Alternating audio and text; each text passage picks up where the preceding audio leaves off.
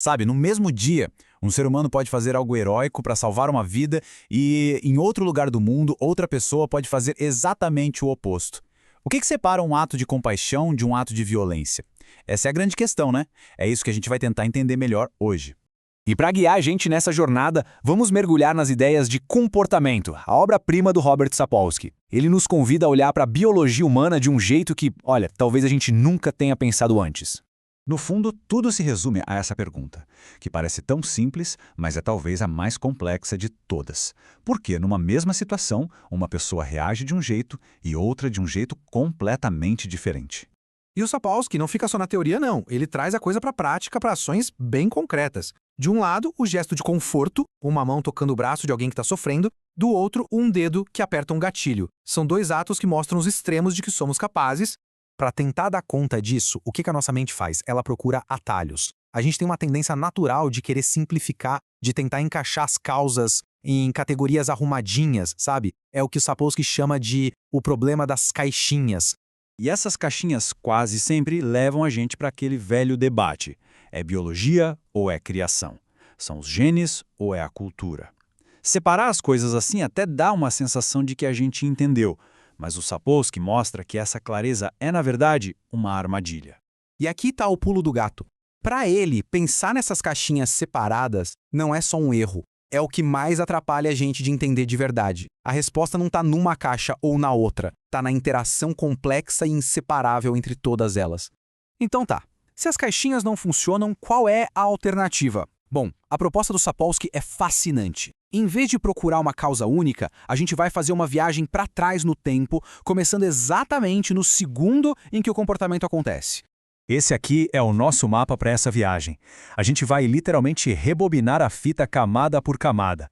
Vamos começar um segundo antes, depois minutos, dias, anos, até chegar a milênios atrás. E em cada parada, a gente vai ver como fatores diferentes, em escalas de tempo diferentes, se juntam para criar aquele único momento. Nossa primeira parada, um segundo antes da ação. Aqui, o que comanda tudo é a neurobiologia.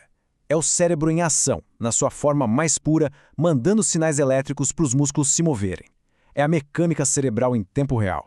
Nesse nível mais imediato, a questão é quase técnica, sabe? Qual foi o circuito de neurônios que disparou? Qual foi a sequência de sinais que fez aquela mão tocar um braço ou aquele dedo puxar o gatilho? É a pergunta mais básica da ação. Mas espera aí. Neurônios não disparam do lado, né?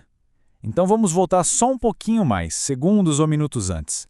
O que fez esses neurônios dispararem? A resposta está nos estímulos sensoriais. O que a gente viu, ouviu ou sentiu momentos antes. Foi a visão de um rosto em apuros que ativou o córtex frontal, a parte mais racional do cérebro? Ou foi a imagem de algo ameaçador que disparou a amígdala, o nosso centro do medo e da agressão? O ambiente imediato prepara o terreno para a ação que vem logo em seguida. Rebobinando mais um pouco, para horas ou até dias antes, a gente entra no mundo da endocrinologia, dos hormônios. E aqui tem uma coisa fundamental. Hormônios não causam um comportamento. Eles modulam. Eles não criam um sentimento do zero, mas funcionam como um botão de volume, aumentando ou diminuindo a intensidade das nossas respostas. Por exemplo, níveis altos de hormônios de estresse podem deixar a amígdala, nosso alarme de medo, muito mais sensível. A testosterona pode diminuir a conversa entre essa amígdala e a parte racional do cérebro, nos deixando mais impulsivos. Já a ocitocina pode aumentar a nossa empatia, mas principalmente por quem a gente considera do nosso grupo. Ou seja, os hormônios preparam o cérebro, tornando certas reações mais prováveis. Agora a gente abre bem o foco para semanas, meses e anos antes. O cérebro não é uma estrutura fixa, engessada. A experiência que a gente vive vai remodelando ele o tempo todo. Isso é a neuroplasticidade. O cérebro aprende, se adapta e muda fisicamente com base nas nossas vivências. Recuando ainda mais, a gente chega na infância e até na vida dentro do útero. Esse é o período em que os nossos genes e o ambiente inicial conversam o tempo todo para construir a arquitetura básica do cérebro que a gente vai ter para o resto da vida. E, finalmente, a gente chega na camada mais profunda, a mais antiga, séculos e milênios atrás. A cultura onde a gente nasce nos ensina desde cedo quem é dos nossos e quem é deles, o que molda nossos instintos. E mais fundo ainda, tem a evolução, as pressões que moldaram as tendências gerais da nossa espécie por milhões de anos. Depois de fazer essa viagem toda no tempo, a imagem que fica não é de uma linha reta, de dominós caindo um atrás do outro. É algo bem mais complexo, mais bagunçado e interligado. É como uma grande teia. Cada fio de cada camada que a gente visitou está conectado a todos os outros. Isso nos traz para a ideia mais importante do Sapolsky, que está perfeitamente resumida nessa frase dele. No instante em que se evoca um tipo de explicação, está-se na verdade a invocar todas. Não dá para isolar uma coisa só. Falar de genes é também falar sobre como o ambiente influencia esses genes. Falar de hormônios é falar sobre como a nossa experiência passada nos tornou mais ou menos sensíveis a eles. Então, uma explicação neurobiológica ou genética nunca é o ponto final da história. É só uma porta de entrada, um jeito de começar a entender essa teia toda.